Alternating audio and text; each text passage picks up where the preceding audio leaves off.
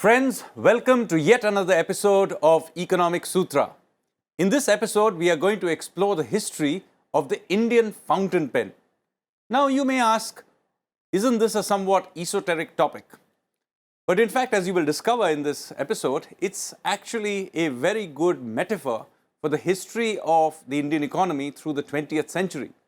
And although the fountain pen has been somewhat replaced these days by the ballpoint pen and more recently by the keyboard, you will discover that even today, it provides useful insights into the working of the Indian economy.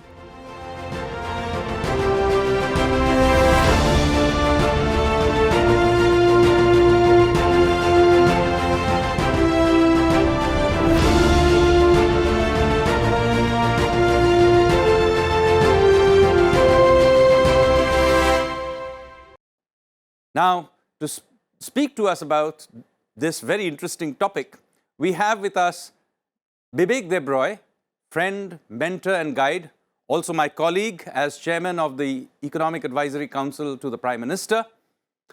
He is also, more pertinent to today's discussion, the author of this wonderful book.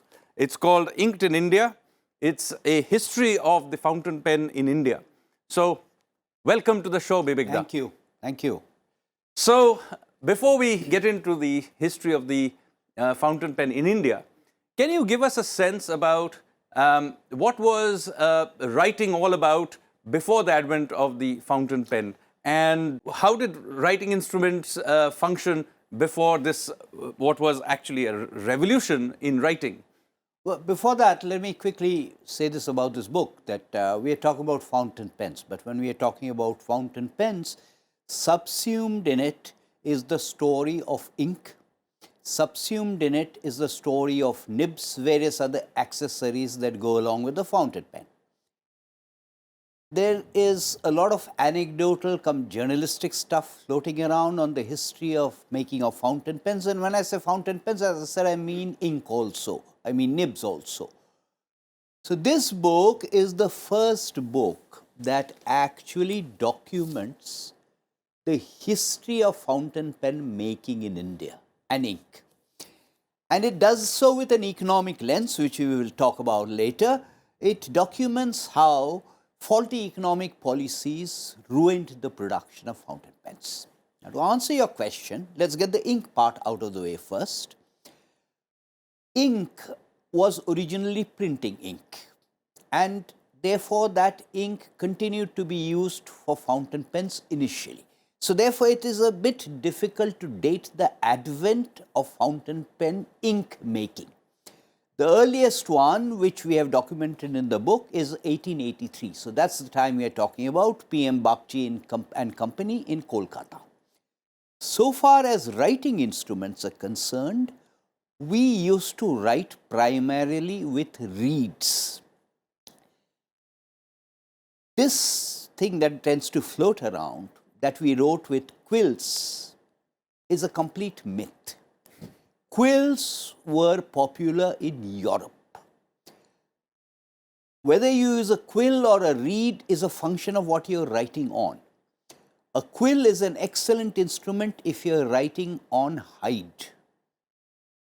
We did not write on hide, we wrote on bark. So, our favored instrument before the advent of the fountain pen, before the advent of the modern pen, was actually the reed. The word pen etymologically is based on feather. Right. So, when I say pen, it is the same as patatri is a bird, same root. Okay. The alternative word, kalam, is actually a reed etymologically. So, we should call it a kalam rather. Modern writing instruments became pens when the nibs used to be produced with steel, primarily in and around Birmingham. So, this is a modern dip pen. A dip pen does not have a reservoir of ink. You dip it in an ink pot and write. A fountain pen is one that has a reservoir, an internal reservoir. It's difficult to date when it first started to be produced, but one would say 1880s is when we had the first modern fountain pens. So, When you say the fountain pen and the reservoir, what is the revolution in technology that allowed this sort of change to happen? Surely, we could only do this because of a certain level of industrial capability. All kinds of revolutions were required. You needed to prevent leakage. You didn't want stains all over on the paper, on your hands. You needed, most importantly, a smooth flow. The original ink, it used to be used for dyeing purposes. It did not need to flow. Here is a typical fountain pen. So the ink needs to flow through this, go to the nib, through what is called a feed. So there was technological innovation primarily about how you would ensure that smooth flow. And the technological innovation did not happen at any one point in time. It continued to happen. It happens even as we speak today. Fountain pens are not quite dead, as we will discover. So, can you give us an outline of how fountain pen manufacturing began in India? It, of course, started at the turn of the century, but it's really in 1905 with the Swadeshi movement, this big impetus to modernize Indian industry, that you begin to see the fountain pen industry take off. Who are these characters who do this? Before doing that, let me quickly show this. This is 1890s. It is called Swan. The pen is called a Swan. If you notice that at that time we did not have pockets here, so it has no clip. So this was a Swan. It was made by Maybe Todd in Britain, and it was called the pen of the British Empire. It was widely used. In today's prices, something like this would have cost about 1.5 lakhs. So can you open it and show us what it looks like inside? Okay. Now these pens were all eyedroppers. Now eyedropper essentially means that you have a barrel like this, and you fill this barrel with ink, and that's how you write. Modern pens are rarely eyedroppers. So these fountain pens began to be manufactured primarily in Britain and the United States in the 1880s, really in the 1890s. Parker, Waterman, Maybe Todd in Britain. The first fountain pen to be actually made in India, he was not influenced much by the Swadeshi movement. I'll come to the Swadeshi movement later. This particular gentleman was a remarkable gentleman. His name was Dr. Radhika Nath Shah. He was a Bengali, but he was from Benares. So he was the first one who made fountain pens in India. This particular one that I possess is the only one in existence. Wow. Which has survived. Okay. This is called... This is the original 120-year-old pen. 1907. This is called a Lakshmi pen. Okay. Because he used to... his home was in Lakshmi Kund in Benares. So the company was called Lakshmi. Okay. This pattern is a fish scale pattern which the Parkers of the time also used to have. Okay. And he was a remarkable gentleman. He took out patents not only in India, also in the United States, also in Europe. He produced something called stylo pens where it was a bit like a rotring pen. You just unscrewed it. As I said, he was not influenced much by Swadeshi. The person who was really influenced by Swadeshi was someone named Fanindranath Gupta, who was influenced particularly after the partition of Bengal. 1905. 1905, industrial entrepreneurship in Bengal received a boost and was often sometimes identified with the Swadeshi movement. This is Gupta's Perfection. Okay. This particular pen is called Gupta's Perfection. I have a cheaper version. There were other versions which were gold plated. This started to be made in 1925. So this is 1925 vintage. Officially, the first fountain pen, because it is we as authors who discovered Gupta's and Radhika Nath Shah. Officially, the first documented instance, according to the records, of fountain pen making in India is by a gentleman named Ratnam, K.V. Ratnam. Ratnam was a goldsmith, family of goldsmiths. They went to Gandhiji. Someone introduced them to Gandhiji. They were a family of goldsmiths. Gandhiji said, why are you making useless stuff like gold jewelry? Why don't you make something useful? So they said, like what? Gandhiji said, fountain pens. In 1932, Ratnam in Rajamundry in Andhra Pradesh, well, now it is in undivided Andhra Pradesh, now it is in Telangana. In Rajamundry, he produced in 1932 the first Indian fountain pen, because people did not know about Radhika Nath Shah and Fanindranath Gupta. They had got buried in history. This is called Ratnam's Model 302. When they presented it to Gandhiji, Gandhiji refused to accept it because it had some imported components. Then they came back with a completely Swadeshi one in 1935. So this is Ratnam. It is still made, but it is on its way towards extinction. And today... So it's broadly the same design even today? No, it has changed. Well, they have retained it. This stuff is made of hard rubber, ebonite. Okay. Ebonite makes for drab coloring. It makes for drab coloring because you cannot have very interesting colors. So the classic fountain pens were all eyedroppers. You fill directly into the barrel, which was made of ebonite. This particular feed was made of ebonite. And of course, depending on your inclinations, you could have nibs which were gold, or you could have cheaper steel nibs. So this is Ratnam.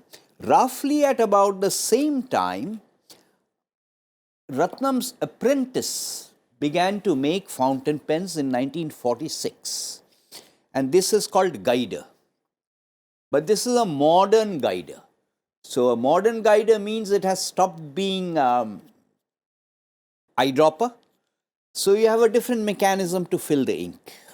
This is called a converter. So it does not stain the finger. And if you notice, this looks much more attractive than the barrel of the Ratnam. So this is not ebonite? This is not ebonite. This is all the modern pens are made, unless you have a nostalgia for ebonite. All the modern pens tend to be made out of some variety of resin. Okay. Not plastics? Well, plastics, yes, plastics in a broad sense, because there's all plastic kind of material. Okay. So, as you know, it became quite fashionable in the early 20th century to have one of these, and many luminaries of the early 20th century, whether it's Tagore or Subhash Bose and many others, sort of not only used fountain pens, they were very proud of their particular one that they liked. Can you tell us a little bit about some of the ones that were popular with sort of well-known characters of Indian history? There is a famous fountain pen which is called the Tagore pen, because Tagore possessed one of those, but it was a foreign pen. It was something called Ever Sharp, and the nib had a certain flexibility. The old kind of writing, calligraphy, requires a flexible nib, a nib that bends. One of the worst things that happened in a way to fountain pen making was the guarantees that companies like Parker and Waterman started to give. If you gave a guarantee, you did not want the nib to be flexible because it would break. Okay. So unless you ask for it, it is very difficult to get a flexible nib today. A flexible nib is not the default one. Okay. So therefore, you will not get that wonderful variation across lines that you will get in classic calligraphy. So calligraphy, those who do calligraphy use a somewhat different nib even today? Use flexible nibs so that you can get the variation in length. You can get fountain pens with flexible nibs, but typically those are not the ones that would be sold. Gandhiji generally was against fountain pens. He wrote extensively against fountain pens. We have documented it in the book. He preferred the old reed pen. This is despite him having encouraged the... This is despite his having... Of course, Gandhiji wrote extensively over a long period of time. Anyone who writes extensively over a long period of time, you and I included, we will not always be very consistent. So his views may have changed. But generally, he was against fountain pens. He preferred the reed pen. Ambedkar, as a contrast, favored foreign pens and large pens. The larger the pen, the better. Coming back to the Tagore pen was a flexible, ever sharp, which it was also stolen. Since you've mentioned it, let me bring in the fact that a lot of this advent of fountain pen making in India and ink making in India had to do with the spread of education. So wherever universities were set up, there was a demand for writing instruments. Yes. Often they were imported. I bought it from a shop, but something needed to be done to the pen to repair it. So I went back to the shop, and eventually those shops became pen manufacturers themselves. Across the country, you tended to find this replicated. So particularly in the 1920s and the 1930s, ink making and fountain pen making exploded. Particularly in the case of ink, since you mentioned Swadeshi earlier, I should mention Sulekha, which was driven by the Swadeshi movement and was very popular in the eastern parts of India. Yeah, even in the 80s, I was using Sulekha ink. It closed down because of the leftist movement essentially in Bengal. It has now been revived. Often we use the expression Gama, Bir Gama. Well, Gama was the world wrestling champion. Yes.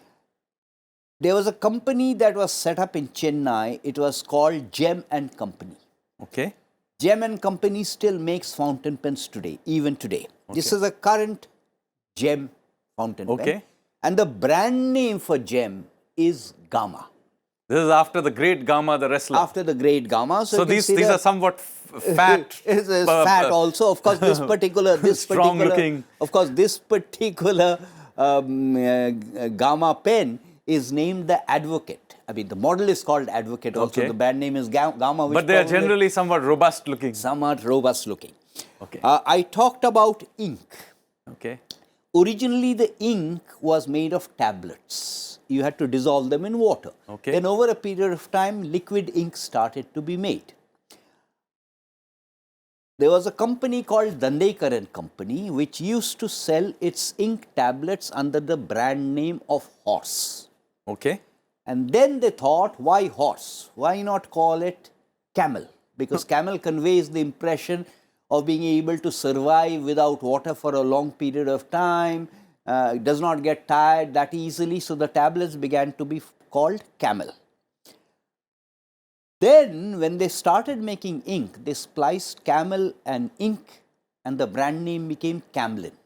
Good God, this is how Camlin brand came about. Yes, oh, okay. So Camlin, depending on the vintage, different people will suggest that they remember different kinds of ink. Eastern parts, you said Sulekha, some people will mention Camlin. And geometry sets, that's what I remember them as. Yes, Camlin is known more for ink other than geometry sets.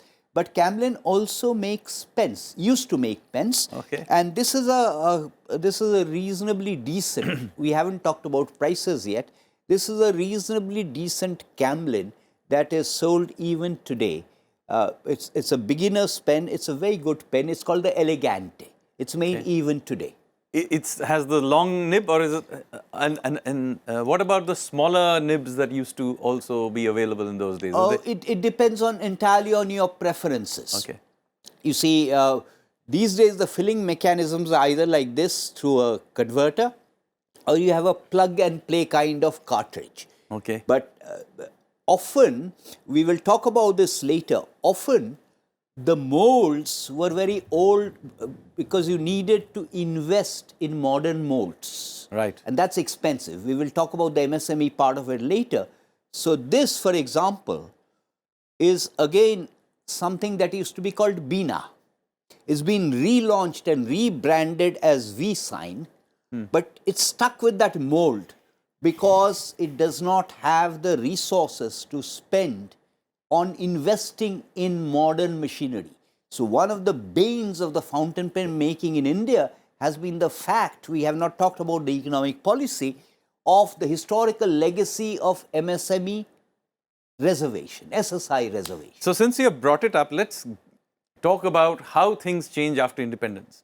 So of course, in the initial phase, there was an explosion in many more people writing, education, and so on. But at the same time, you have license Raj, you have import substitution, which perhaps it helped, maybe didn't. Can you give us a sense of what happened in the 50s and 60s? Well, let's come to 1947. There were various turning points. In 47, there was the domestic production. There was the foreign manufacturers. Within domestic, there were the relatively larger ones. There were the cottage industry type, and all of them coexisted simultaneously. And then we started to have various turning points. The first turning point, even people like us, our fraternity and sorority, does not know that the first infant industry argument in India was articulated for fountain pen ink. The Board of Trade in 1948 brought out a report arguing specifically for infant industry protection and determined that the tariff rate should be 37%. Many trade economists do not know, well, they do know that originally GATT did not have that qualification that you could not have quantitative restrictions on imports. That came into place in 1954, not in 1948 when GATT came into being. When we initially listed out the items on which we wanted those quantitative restrictions on imports, one item there was fountain pens. So fountain pens were sort of extremely important. Fountain pen ink was extremely important.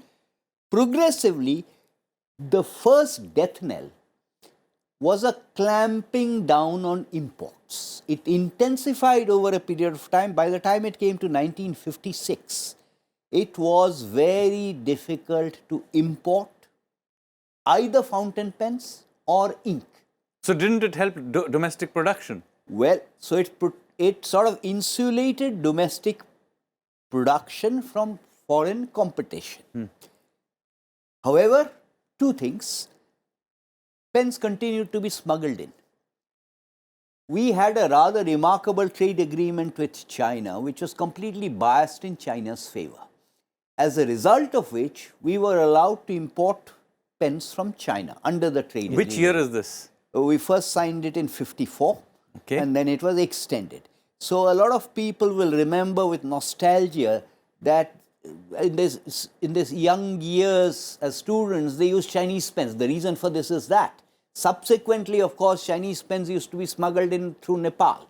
Until Goa became part of India, there used to be smuggling through that. Anyway, to come back to the point, so there was no competition from abroad. Meanwhile, the technology changed. The next thing that happened was the Foreign Exchange Regulation Act. When we hear of the Foreign Exchange Regulation Act and its tightening up in 73, we tend to think of IBM exiting. We tend to think of Coca-Cola exiting.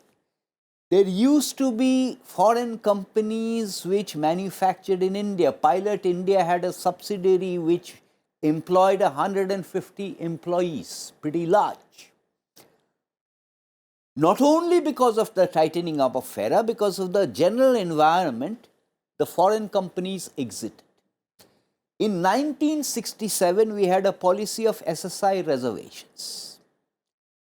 There were 47 items which were reserved for production by the small-scale sector. One of those was fountain pens. What the reservation did was it did not stop existing large firms. It prevented entry by future large firms. But these larger firms which existed, they continued to exist, including something like Dheeraj based in Mumbai, which used to employ 250 employees. It was a pretty large one because of the tightening up of the labor laws. So the upshot of all of this was you did not have competition from abroad, you did not have domestic competition, you had reservations for the small scale sector, the technology had changed, and therefore the wise crack that fountain pens in India became more of fountains and less of pens. So essentially, what happened with many other industries, whether it's Precisely, automobiles, with ambassador cars, Precisely. essentially a protected but very shoddy product was Precisely. what we So ended up with. if you like, this book is a case study in a sense, using the example of fountain pens. So meanwhile, of course, new technologies were also emerging. For example, the ballpoint pen, and then, of course, starting from the 90s, you also have the keyboard. So how does the, on one hand, the technological changes, and then, of course, the 1991 reforms, how did the changing landscape impact the fountain pen industry? Well, the ballpoints, of course, the ballpoint pen, the fact that it became legal to use ballpoints in writing checks, courier services, all of that stuff. Oh, they weren't allowed initially to use ballpoint pens for writing checks? No, it was done in 1962. Okay. In 1962, we were officially allowed to write checks using ballpoint pens. Okay. And then, of course, multiple choice exams, which allowed the use of ballpoint pens, so all kinds of things.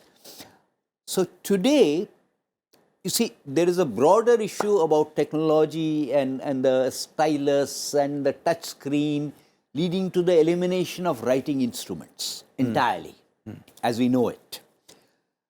That apart, even today, out of the, these are industry estimates, out of the total sales of writing instruments in India, 10% are fountain pens. That's still a large number. Yes, fountain pens have not gone away, but there's a difference. Except for the South, where it is mandatory in some states in the South to use fountain pens in educational institutions. Students, by and large, don't use fountain pens now. Fountain pens today are used by young professionals who want to show that they are different. So you will still get cheap fountain pens made in Chennai, for example, by a company called Brill, which was set up in 1961, still makes fountain pens that cost 17 rupees a piece. But the typical sale, entry-level fountain pen consumer will pay about 2,000 rupees. So that's the kind of price range. It's more like jewelry, you can say, or an accessory. No, the jewelry is further up, because if I look at Indian fountain pens, the Indian ones, I'm not talking about the foreign ones, the price range starts from something like 15 rupees to about 35,000. So do you have some of the pens of today that kind of would fit this kind of space? Yes, for example, this is a pen that now I'm going to show you pens that still exist. Okay. They continue to be made, it's not that they've closed down. Okay. This is a company called Click. Okay. Click is based out of Indore. It still makes fountain pens. This is one particular model of Click which costs about 400 rupees. Okay. It is called the Click Aristocrat. So someone who wants a decent pen and is going to start off, I say buy Click. Not buy Click, buy Click Aristocrat, which is pretty decent. Click also has expensive, relatively more expensive fountain pens. I have not brought those today, called Click Falcon and Click Century. They cost about 1,500. So Click is in that range, 400 to 1,500, 1,700, that thereabouts. This is something called Lotus. Lotus caters exclusively to the export market. Okay. We have been thinking of the domestic market, but there's a significant export market for Indian fountain pens. So these are Lotus pens. I think Lotus is frightfully expensive. Okay. These Lotus pens will sell for at least for around 15,000 or so, this particular model. But they export it quite a bit. It's got a mother of pearl kind of finish. Ditto for something like Ranga.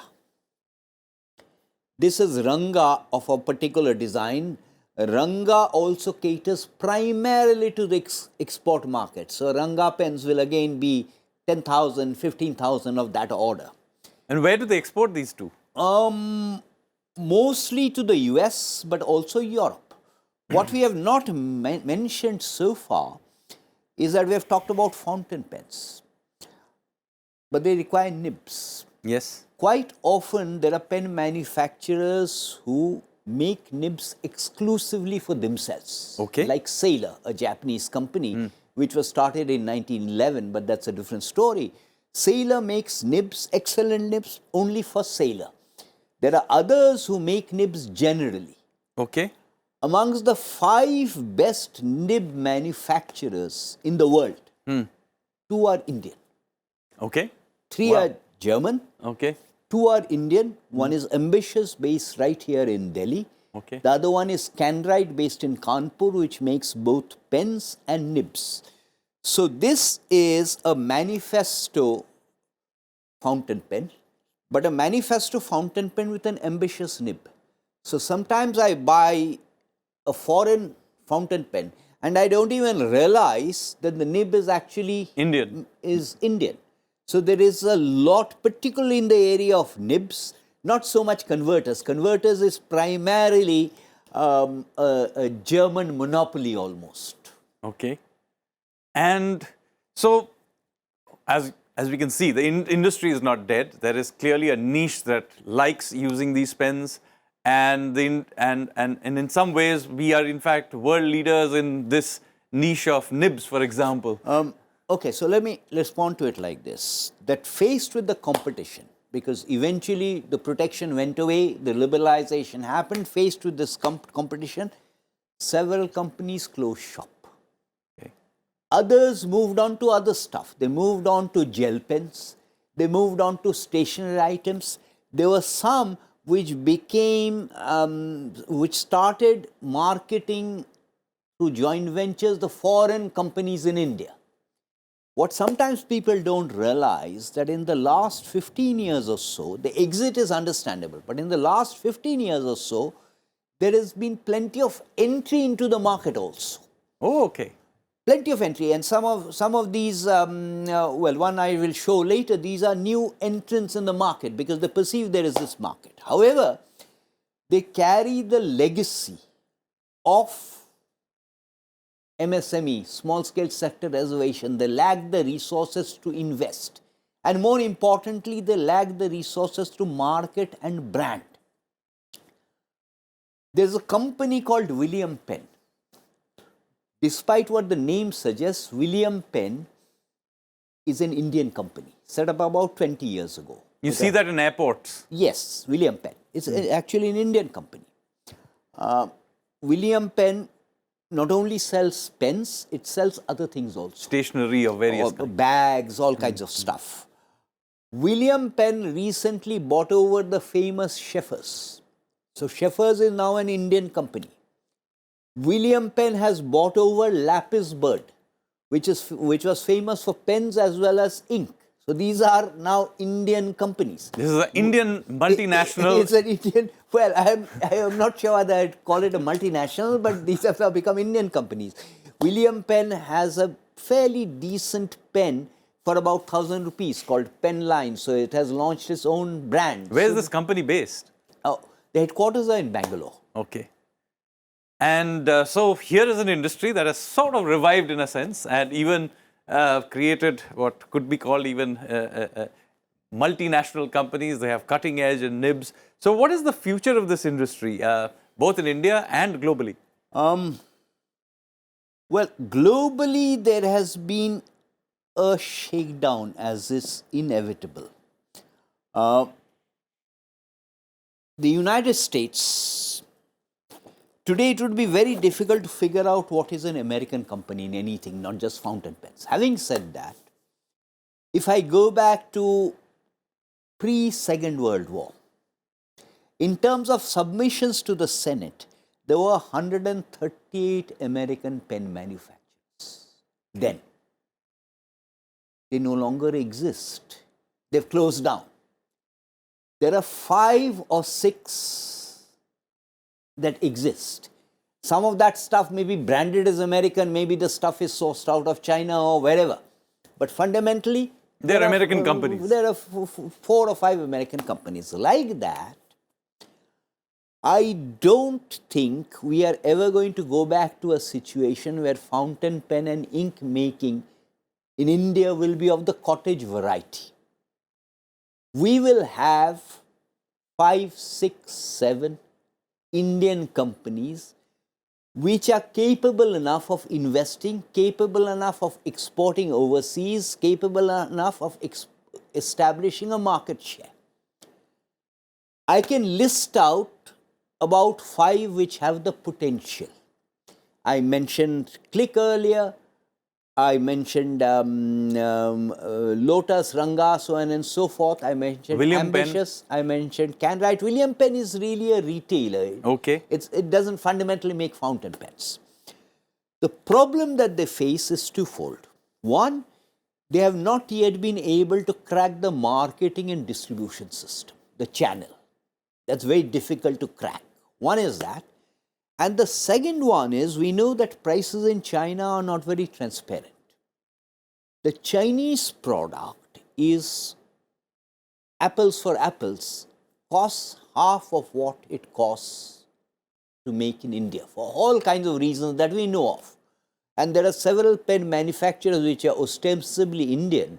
I have not mentioned them, but they primarily source their products from China and rebrand.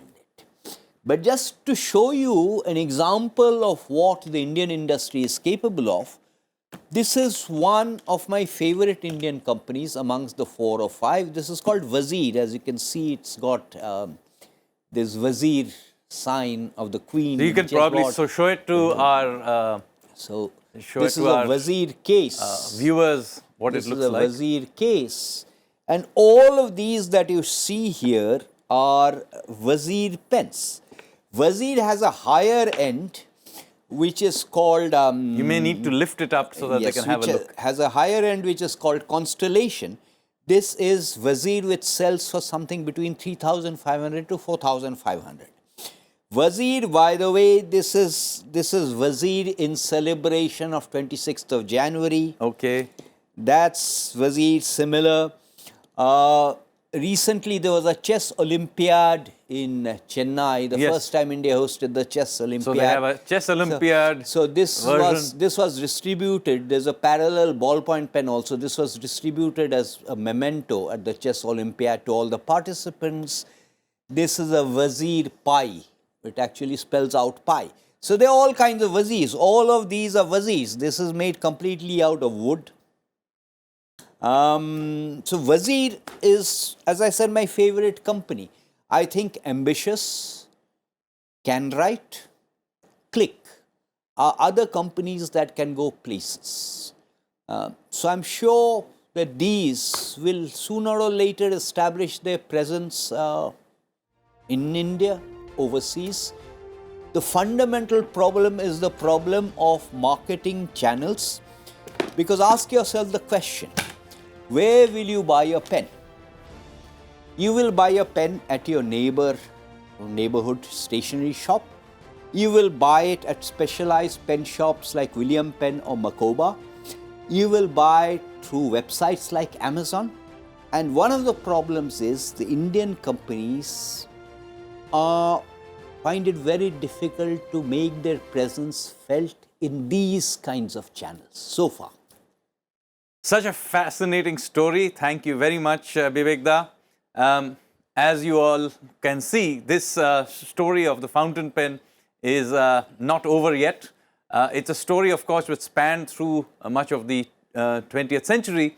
But even today, this industry in some ways reflects many of the things we think about for the wider economy, whether it's building a brand for Indian products, about Chinese competition, and about, of course, creating retail chains, about technological change as well. So with that, let me bring this particular episode to a close. It was wonderful having you here. I hope you enjoyed this story about the fountain pen. And see you next time in our upcoming episode of Economic Sutra right here on Sansad TV.